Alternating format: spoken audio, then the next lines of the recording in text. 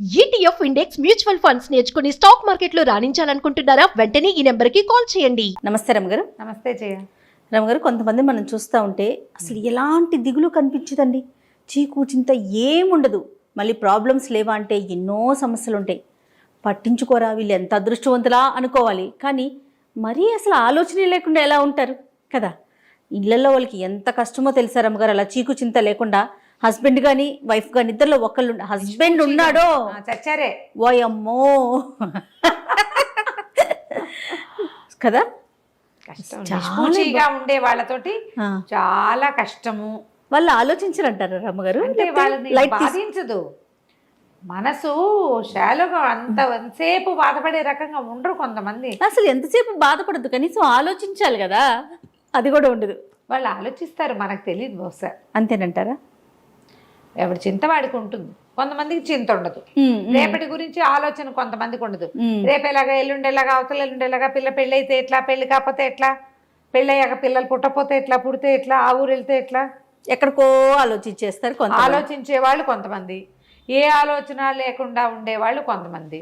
దీని మీద ఒక నిర్విచారుడని భలే కథ ఉంది జయ.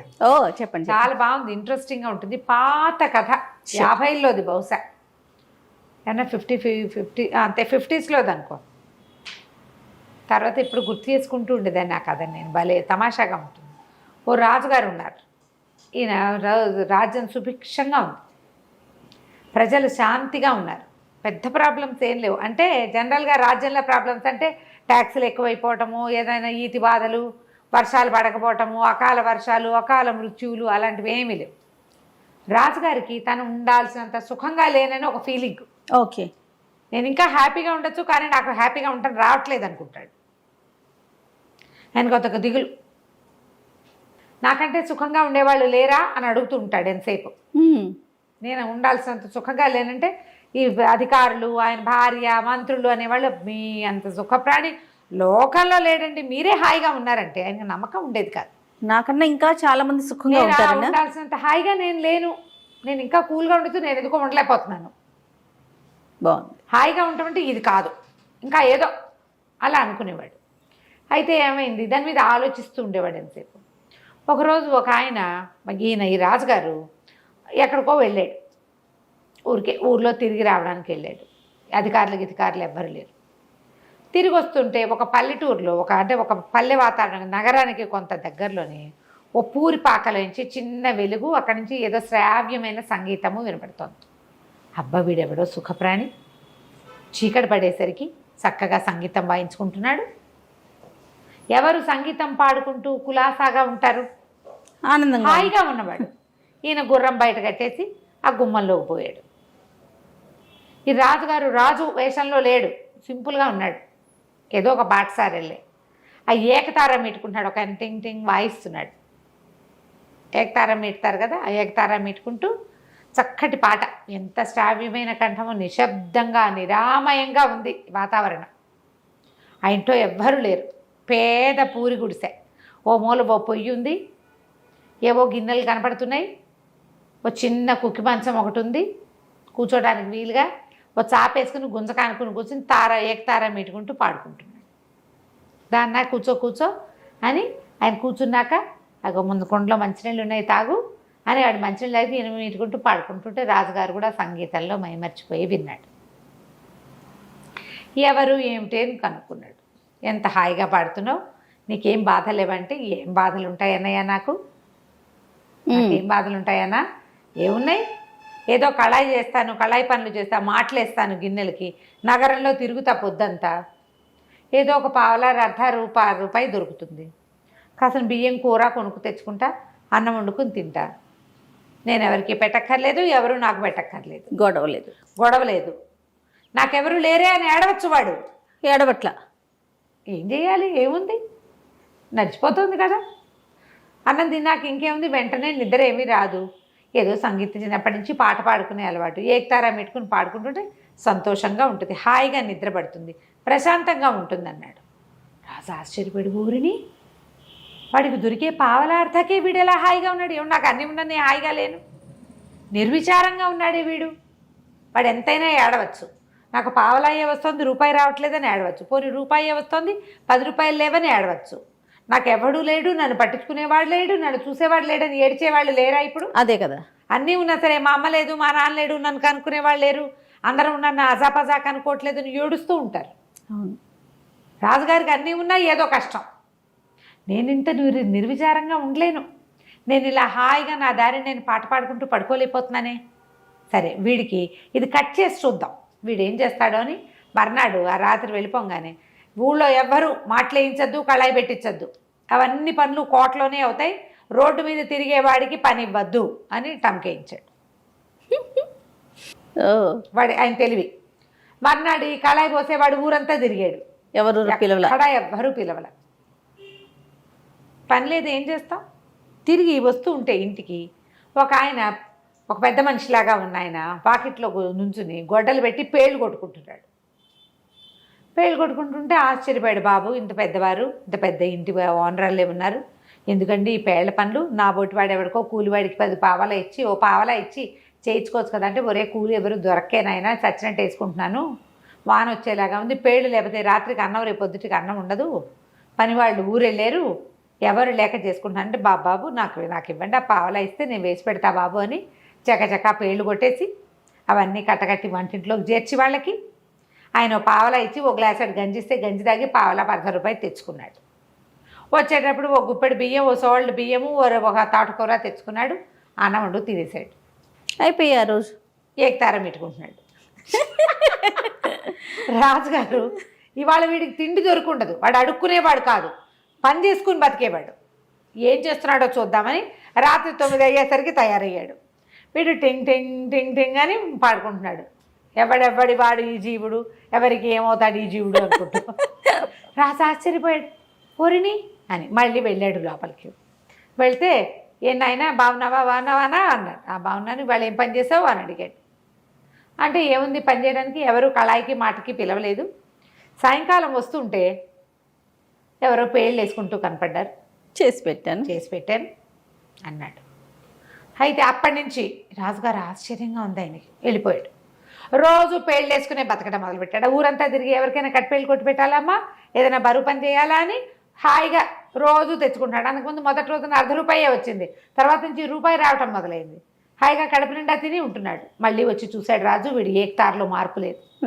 ఈయనేమంటున్నాడు, వీడు కాయ కష్టం చేయటం వల్ల వీడు నిర్విచారంగా ఉన్నాడు, వీడి కష్టం కట్ చేద్దాం అనుకున్నాడు రాజు. మర్నాడు ఏం చేశాడు, 10 రోజుల తర్వాత ఒక సైనికుల్ని పంపించి, నీకు భటుడు ఉద్యోగం ఇస్తున్నాం, కోటకు పిలిపించారు, భటుడు ఉద్యోగం ఇస్తున్నాము, ఉద్యోగంలో చేరమన్నారు. అనేసరికల్లా ఈ నిర్విచారుడు అన్నాడు, ఎందుకండి నాకు పొట్ట బాగానే గడిచిపోతుంది, నాకు ఉద్యోగం అవసరం లేదు బాబయ్య, హాయిగా గడిచిపోతుంది, నేను సుఖంగా ఉన్నాను అంటే వాళ్ళు ఒప్పుకోలే. దేవుడి నుంచి నీకు ఉద్యోగం ఇవ్వమని ఆర్డర్ వచ్చింది, నువ్వు ఉద్యోగం చేయవలసిందే, ఇదిగో బట్టలు అని భటుడి బట్టలు ఒక కత్తి ఇచ్చారు. కాదంటాని వీలేదు, రాజాజ్ఞ. సరే ఏం చేశాడు, ఆ భట్టుడు బట్టలు వేసుకుని ఆ కత్తి పుచ్చుకుని వచ్చి నుంచున్నాడు. ఇక్కడ ఎక్కడో కాపలాగా ఏమంటారు, డ్యూటీలు వేస్తారుగా అక్కడ ఇక్కడ అని. 2-3 రోజులకి వాడికి తెలిసింది. అంతకుముందు ఏదో బియ్యం పప్పు ఉంటే వండు తిన్నాడు. 2-3 డేస్కే వాడికి అర్థమైంది, ఇదేంటి నెల జీతం, రోజు పావలా అర్ధం రాదు, దినబత్తెని రాదు, నెల అయ్యాక జీతం ఇస్తారు, ఈ నెల రోజులు తిండెట్లా? వీడేం చేస్తాడో చూద్దామనే రాజు ఎత్తు. ఏం చేశాడు, ఒక కమ్మరాయన దగ్గరికి వెళ్ళి, రాజుగారు తన కత్తి ఇచ్చారు కదా, ఇది సైనికులకి కత్తిస్తారు, ఒక వర కత్తి ఉంటాయి, ఆ కత్తిని కుదవబెట్టాడు ఆయన దగ్గర. కుదవబెట్టి వ్యాపారి దగ్గర ఆయన ఏం చేస్తాడంటే, వ్యాపారి కత్తులు వాళ్ళకి వీళ్ళకి రెంట్కి ఇస్తాడు. తనకి దినవారీ ఓ పావలా వచ్చేలాగా ఏర్పరచుకున్నాడు. ఆ పావలాతోటి ఒక గుప్పెడు బియ్యం కొనుక్కుంటాడు, ఏదైనా ఒక కూర కొనుక్కుని వంట చేసుకుంటాడు. ఈ ఊర ఖాళీగా ఉంది. మొదట్లో 2 రోజులు తెలియదు, 3వ రోజు పరకాయించి చూస్తే ఎవరికైనా తెలిసిపోతుంది. అందుకని ఏం చేశాడు, ఒక వడ్రంగి స్నేహితుడు ఎవరో తెలిసిన వాడు ఉంటే, అన్న ఇందులో పట్టేందుకు ఒక కత్తి చేసి పెట్టమని చేయించుకున్నాడు. బయట నుంచి చూస్తే పిడి ఉంటుంది, కత్తి ఉందనే అనుకుంటారు, కానీ అది కొయ్య కత్తి. తెలివితేటలు చూడండి. 4 రోజులు గడిపేశాడు. 20 రోజులు గడిచింది, 25 రోజులు. రాజుగారికి ఆశ్చర్యం వేసింది. ఓ రోజు రాత్రి వచ్చాడు చూద్దామని. వీడు టింగ్ టింగ్ వాయించుకుంటున్నాడు, పాడేస్తున్నాడు నిర్విచారంగా. రాజు ఆశ్చర్యపోయాడు, ఎట్లా వీడు చేస్తున్నాడు, ఇప్పుడు వెళ్ళి అడగలేడు. అందుకని ఏం చేశాడు, ఓహో వీడు ఊరికే సైనిక వృత్తి ఇచ్చాం వీడికి, వాడు అక్కడ ఇక్కడ ఊరికే రుంచుంటాడు పారా హుషారు అనుకుంటూ, వీడికి పెద్ద పని చెప్పాలి.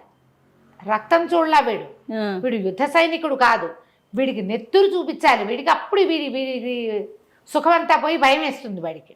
అసలు అంత కక్ష ఏంటో రాజుకి తనకంటే వాడు హాయిగా ఉన్నాడనే విషయాన్ని ఓర్చుకోలేకపోతున్నాడు. రాజే. మనమైనా అంతే కదా జయ, మనకంటే అవతల వాళ్ళు హాయిగా ఉన్నారని అనిపిస్తే మంటగా ఉండదా? కానీ అలా కక్ష సాధిస్తారా? మనకు అవకాశం లేదు, రాజుకి అవకాశం ఉంది. ఏదైనా అనవా జయ మనం, వాళ్ళకేంటి అంటాం సాధారణ రమ్మగారు. ఈ డ్రెస్ ఎంత నచ్చినా సరే ఈ డ్రెస్ నీకు సూట్ కాలేదు, అలా ఉంటే బాగుండేది, ఇందులో ఈ పువ్వు లేకపోతే బాగుంది, ఏదో ఒక వంకి ఓర్చుకోలేనితనం ప్రతి మనిషికి 100% ఉంటుందండి. అవకాశం వచ్చినప్పుడల్లా ఆవిడ అట్లా ఇట్లా వేరే ఒక రూపంలో అయినా అనేసి ఆ కక్ష తీర్చేసుకుంటూ ఉంటారు. రైట్. మనుషులు కదా, మనుషులకి అలాంటివే ఉంటాయి భావాలు. వాటిని అరిషడ్ వర్గాన్ని జయించలేం మనం, రాజుగారు అసలు జయించలేము. ఏం చేశాడు, మర్నాడు ఒక ఖైదీకి ఉరిసి ఇది ఉంది, మెడకోసేయాలి వాడిది, ఏమనాలి దాన్ని, ఊరి శిక్ష, తల ఉత్తరించటం, నరకటమే,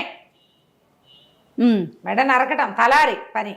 ఆ తలారికి చెప్పాడు, ఫలానా ఒక సైనికుడు ఉన్నాడు నిర్విచారుడు, వాడి చేత ఈ పని చేయించమన్నారు, అతను మెడొత్తరించే పని వాడికి చెప్పమన్నారు. అక్కడి నుంచి వీడిని పిలుచుకుపోయారు. పిలుచుకుపోతే అక్కడ ఒక ఖైదీ ఉన్నాడు, వీడికి వాళ్ళ మరణశిక్ష ఉంది, ఆ శిక్ష నువ్వు అమలు చేయాలి, కత్తి వేయి అన్నారు. అనగానే వీడు నిర్ఘాంతపోయాడు. ఒకటి భయం వేసింది, రెండోది ఇంకో భయం వేసింది, కత్తి లేదు కదా, లేదు, కొయ్య కత్తితో ఎట్లా చేస్తాడు. అదే అయితే లబలబలాడుతూ అన్నాడు, అయ్యా తలారన్నా నాకు ఈ పనులు అలవాట్లేదు, నేను ఏదో మామూలుగా మాటలేసుకుని బతికేవాడిని, ఎందుకో ఉద్యోగం వచ్చింది, బాబు నాతోటి ఇవన్నీ కాదు, ఒట్టి సైనికుడు పని అంటే కాపలా పనే కదా అనుకున్నాను, ఈ చావుల పనులు నరకటాలు అవి నేను చేయలేనని అంటే తలారు ఒప్పుకోలే, కఠినంగా చెప్పాడు. నీ పేరు చెప్పారు, దేవుడి నుంచి నీతోటి శిక్ష అమలు చేయించమని వచ్చింది, చేయవలసిందే రాజాజ్ఞ, ఇక కుదరదన్నాడు. అనేసరికల్లా వీడు ఆలోచించుకుని, ఓకే దేవుడా నా జీవితంలో ఎప్పుడూ చేయని ఒక బ్రహ్మాండమైన పని చేయబోతున్నాను, నా వల్ల ఒక ప్రాణం పోబోతోంది, ఒకవేళ ఈ ఖైదీ కనుక నిర్దోష అయితే నేను నరికే కత్తి కొయ్యి కత్తిగా మారిపోవుగాక, నువ్వే ప్రమాణం దేవుడా, నీ మీదే శపథం చేస్తున్నాను అని గట్టిగా అరిచాడు. చుట్టూ జనాలతో చూస్తారు ఏమవుతుందో. వీడు ఏనాడు అలాంటి పనులు చేసిన వాడికి వీడు మాటలేసేవాడని కొంతమందికి తెలుసు, సైనికుడు ఊరికే పారా హుషారంటాడని ఇంకొంతమందికి తెలుసు. వీడు సర్రమని కత్తి చూసి దాడి మెడ మీద నరకబోయాడు, కొయ్య కత్తి కనపడింది అందరికీ. ప్రజలంతా కేకలు పెట్టారు, నిర్దోషి నిర్దోషి నిర్దోషి అని. మ్యూజిక్ ఏం రాలేదు, మ్యూజిక్ వస్తుంది, ఇక్కడ ఏమీ రాలే, కత్తి మాత్రం కొయ్య కత్తిగా మారిపోయింది. పిడి రాజుగారు ఇచ్చిన కత్తి పిడే, అదే కదా, కత్తి మాత్రం కొయ్య కత్తి. తలారి కూడా నిర్ఘాంతపడి, ఇదేంటి విచిత్రం, ఎప్పుడూ చూడలేదే, వీడు మహామహిమాన్వితుడిగా కనబడ్డాడు జనాలందరికీ. పరిగెత్తుకుంటూ పోయి రాజుగారికి చెప్పారు, వాడు నిర్దోషండి, వాడు నిర్దోషి ఏంటి, అంతా విచారించాం, వాడు నిర్దోషి కాదు, వాడు దోషి, వాడు 5 హత్యలు చేశాడు, దారి దోపిడి దొంగ వాడు అంటాడు రాజు. జడ్జిని పిలిచారు, మంత్రిని పిలిచారు, అందరూ వాడు దొంగ వాడు హంతకుడు అంటే కత్తి కొయ్య కత్తిగా ఎలా మారిపోయింది? ప్రజలు ఒప్పుకోవటాల, నిర్దోషికి శిక్షిస్తారా? మేము చూస్తుండగానే కత్తి కొయ్య కత్తిగా మారిపోయింది. కేకలు పెట్టేసి జనాలంతా క్యాండిల్ ర్యాలీ లాంటిది చేయటం మొదలుపెట్టారు. రాజుగారు ఆశ్చర్యపోయి, ఈ నిర్విచారుడు, ఈ పాటగాడు ఉన్నాడు కదా సంగీత పాడుకునేవాడు, వీడిని పిలిచాడు. ఒరే నాయన ఏంటి కథ అంటే, నేనేం చేయను ప్రభు, ఇలా జరిగిందండి చెప్పేశాడు. చెప్పంగానే రాజుగారు అనుకున్నాడు, వాడు హాయిగా ఉండటానికి అలవాటు పడ్డవాడు, వాళ్ళు నిర్విచారంగానే ఉంటారు, వాడికి డబ్బులు ఉన్నాయి, లేదు ఉద్యోగం ఉంది, పదవి ఉంది, ఇవి కాదు, అంతే. నిర్విచారంగా ఉండటం వాడి మనస్తత్వం. డబ్బుంటే సుఖంగా ఉంటారని, రాజైతే సుఖంగా ఉంటారని, ఉద్యోగం ఉంటే సుఖంగా ఉంటాం కాదు, సుఖంగా ఉండటం అనేది ఒక తత్వం, అంతే. ఏదున్నా లేకపోయినా ఆ ఖైదీకేమో ఉరి శిక్షని మరణ శిక్ష చేసి, మరి ప్రజల్లో గొడవ వస్తుందిగా, వాడికేమో ఆజన్మాంతం జైలు శిక్ష విధించి, ఈ పాటగాడిని నీకు చేతొచ్చిన పని చేసుకో అని చెప్పి వదిలిపెట్టేశారు. ఏమైనా ఇవ్వమని అడిగితే ఏం వద్దండి, నా బతుకు నేను బతుకుతానన్నాడు. పావలా అర్థం వస్తే చాలు, ఏకతారం మీటుకోవడానికి అంతకంటే ఏం కావాలి, అంతే. హాయిగా దాన్ని పోయాడు. రాజుగారు ఆ తర్వాత నాకంటే సుఖంగా ఎవడున్నాడు అని చూడడం మానేశాడు. సూపర్, వాడి తెలివితేటలు సూపర్. నమస్తే రమ్మగారు. నమస్తే.